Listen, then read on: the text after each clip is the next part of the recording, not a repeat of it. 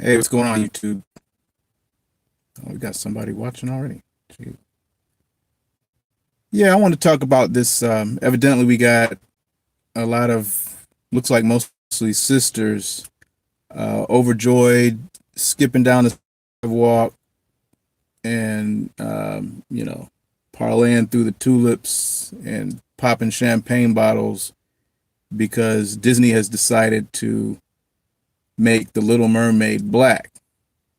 And this is supposed to be cause for a lot of black people to be happy and in an uproar and these different things.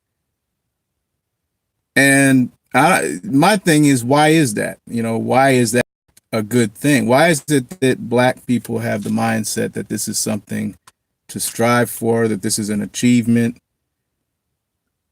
And that's kind of one I just wanted to deal with real quick without spending too much time on it. I just think it's kind of funny. Like, what's all the jubilance about? You know, who's that? Wealthy black man. What's up, wealthy black man? Because there's that, and then you got the flip side of that where you have people that are angry that white people don't want to see a black Little Mermaid. You know, they're saying, "Oh, it's so racist that why can't they just?" And that goes to show the level of need for assimilation, the level of, I'll just say it, self-hate, the need to have a white narrative define your existence. This is the kind of mindset these people have. I don't understand it. You might hear these firecrackers back here or whatever.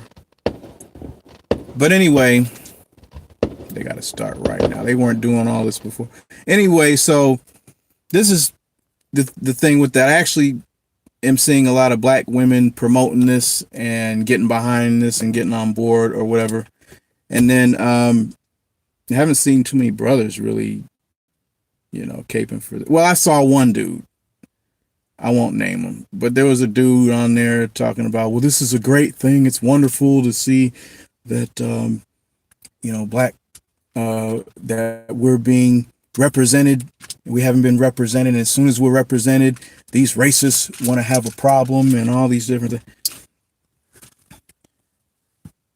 The thing is, people aren't looking at the agenda behind this. Okay.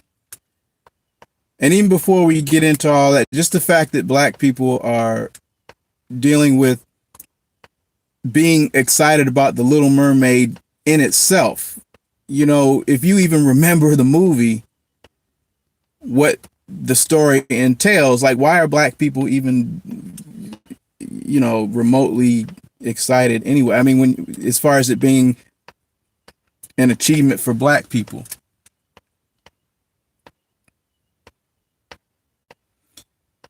Wealthy black man says he's happy for the little girl that got the part, but we need to see our own black characters. That's another aspect that I was going to talk about because, in fact, that's one of the comments that was on a board from the thing I saw.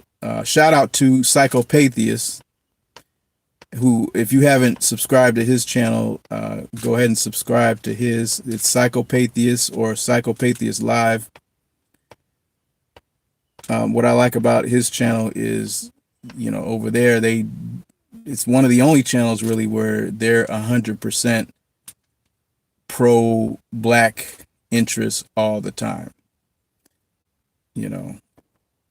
But am I happy for I'm happy that, she's has a job and I guess you can call it success as far as the money she's making. My concern is the influence, and my concern is how it's being used. This is being used to poison our little girls and our women. And nobody's looking at that aspect of it. The story is about a little girl wanting to be human, and she's a mermaid. What's going to happen when you put a black face on that? And what message are you sending? Because you know that, which nobody's talking about, Prince Eric is going to be a white man. Nobody's really dealing with that aspect of it. And that's why I say there's an agenda with this. One of the comments on the video I was talking about, a black woman actually, because I was saying we need to see images. There's a need to see images of black couples, black love, black heroes, black characters representing who we are, in essence, our culture, that shows our culture and history in a positive light, not according to the white narrative that we're used to of what they say we should be. And that's the difference. And so after I said that, one of the sisters on there was saying, well, you know, because of all the black men and white women images we see, she said we need to see more black women with non-black relationships. We need to see more black women with non-black men. And the girl that's playing it, and I'll get to that in a minute because I'm going to deal with that, because that's the mindset, and that's unfortunately that's the mindset of a lot of these swirlers out here. And I don't want to get too much into that because that's going to be in other videos that I'm going to break down, but I wanted to just touch on the damage this is going to do to our girls, because that's who Disney's after.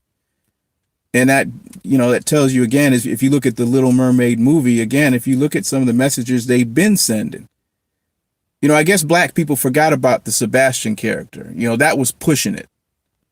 The little crab that was Jamaican, that was pushing it.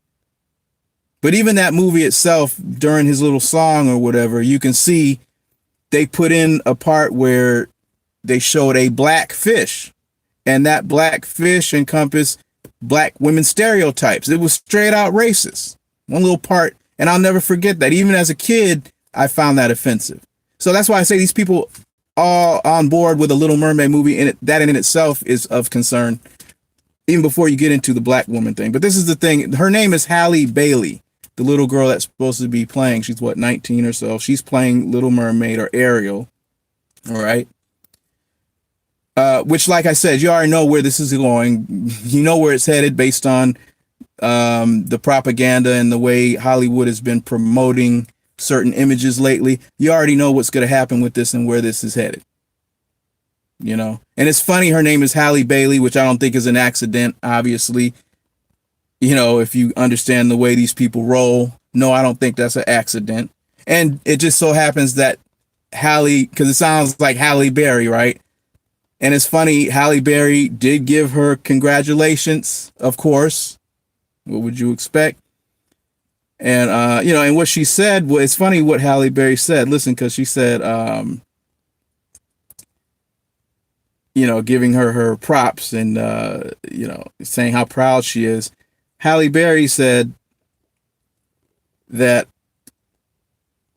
you know, I guess you guys need a reminder. I can't remember how she said it exactly, but just to give you guys a reminder, right?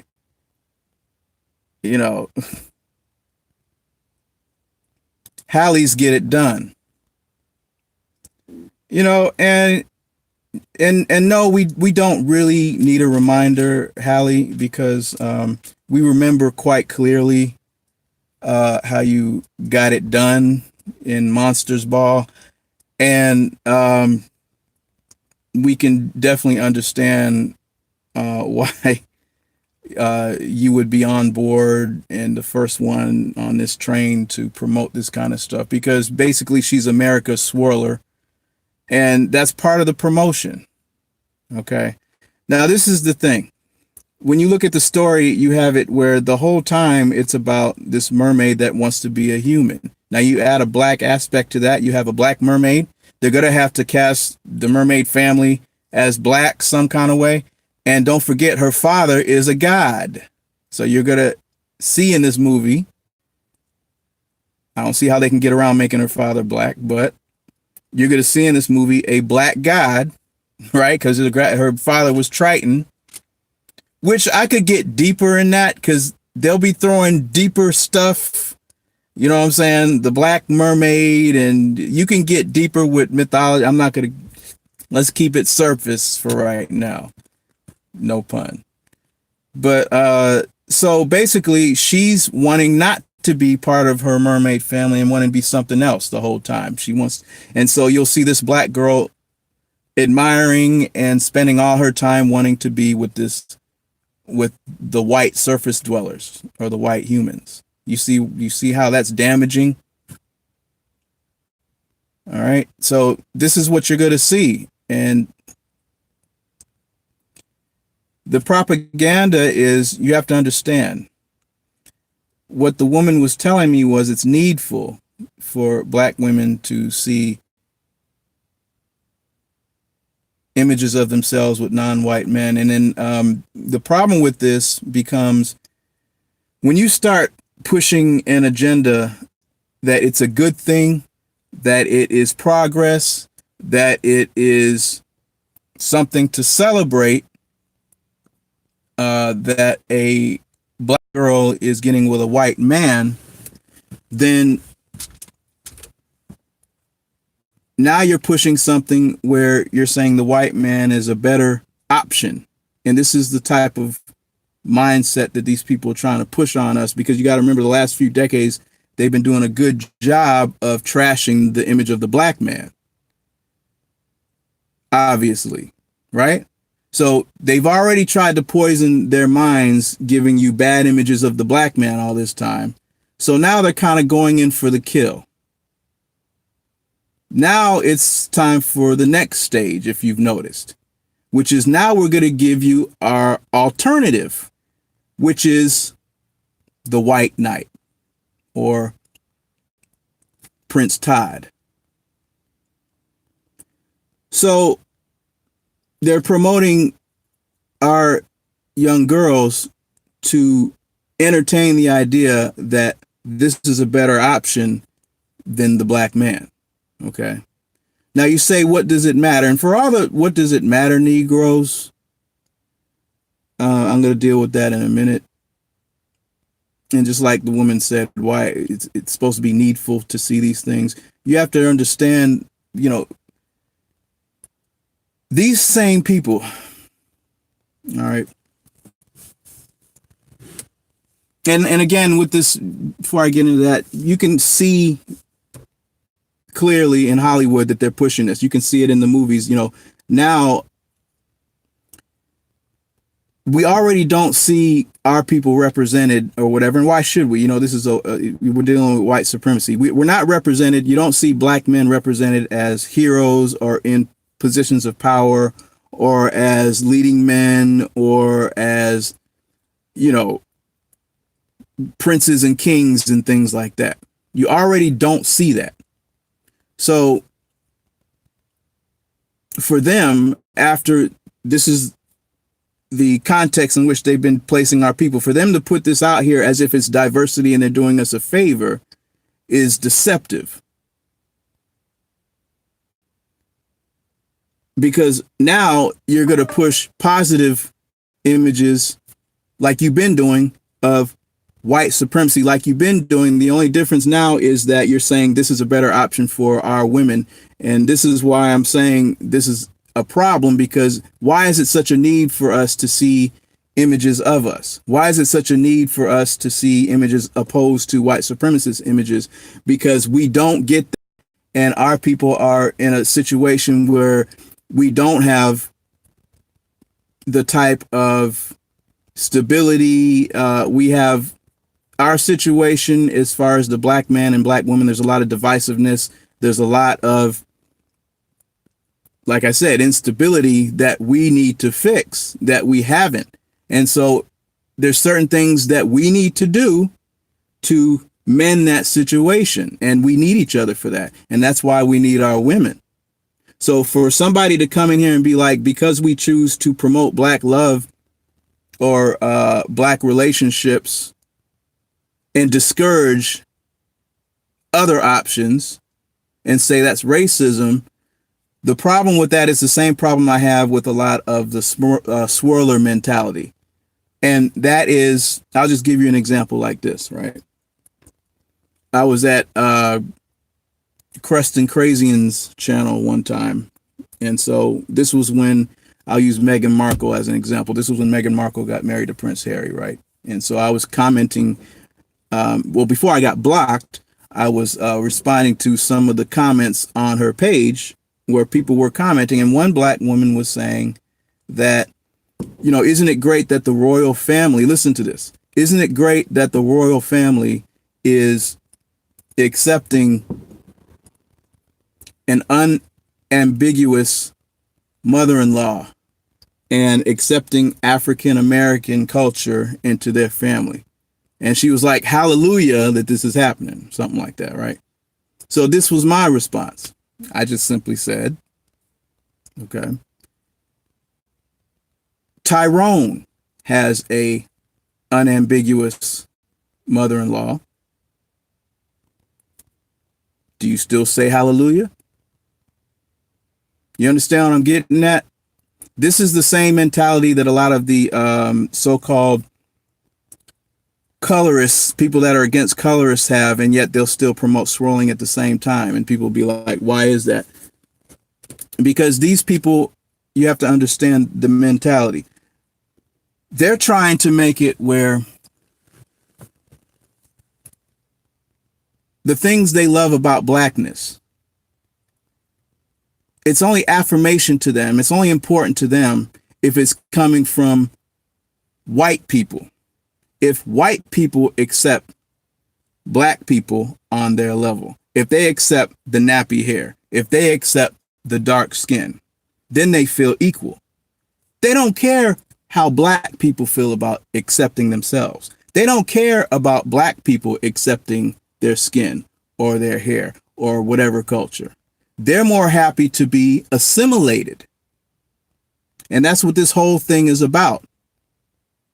They equate equality, they equate success with being assimilated, how well you're assimilated and accepted by white society. For example, like I told you before, the white people, the white American society and Hollywood, they've been writing the narrative of how people are supposed to be represented in the movies or whatever for the longest. So it's their standard of beauty and it's their standard of what high status and high quality is that it seems like a lot of black people feel they have to run to reach, right? It's like they have a wall of what the standard of beauty is, right? And they have pictures of, they might have pictures of what, like Marilyn Monroe or somebody, or Wonder Woman or Angelina Jolie, I don't know. And the reason why a lot of these black people or Negroes are mad is because they feel like they should be included. Not that they feel like they're accepting themselves, they feel like they should be included alongside those pictures on that wall. They're mad because they're not being included on that wall next to that image. They don't have the mindset to say, look, we could have our own wall, and they don't have the mindset to think it's a great thing to be on a wall with the black idea of what beauty is, or our black standard of what success is. They don't want to be on that wall. And this is the problem. And it's sad because it's sort of like, you know, this is what's poisoning the minds of our young girls. And they're trying to do this. And it's like, when you do that, you don't need, and that's why I'm saying, like, all these other images of black people together, like, these people don't get excited when they see a black man with a black woman. If there's a black character with a woman, or if there's a black couple, you don't see these people getting excited then. You don't see them jumping up for joy and hollering success and we made it. You see what I'm saying? That's not good enough. That's why it's dangerous when you hear people say that, when even like with the Meghan Markle, when you say that this is something that is great, or we're going in a better direction, or this is something that is greater than what we've achieved before, you have to understand what's before. Like, if you say this is good, then what's bad? And that's the part people miss. Whenever you start talking like you're making a better option, or it's a good thing when you see our sisters running around with these people. When you're saying that's good, that automatically makes it where the option to be with a black man bad. That's automatic. Because if it's really a good thing for you to be with a black man or a brother, then how can you make that statement?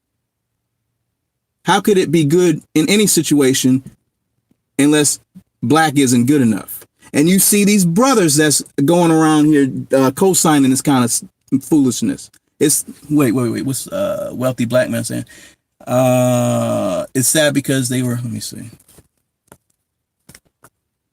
It's sad because they were born black and they're going to die black and they will always be black. Yeah, I was about to say they feel proud and they feel happy once they're accepted as beautiful by them, rather than, and I wish more of them would feel this way, rather than already knowing you are beautiful from the womb. You don't need any white narrative to describe to us or dictate to us what any standard is what black people are. And this is why we need our own media. And this is why we need to start controlling our own narrative. So our people can have a healthy mindset as far as what blackness is, and that preserving and promoting blackness is okay, and that it's a good thing. Now it's called hate now.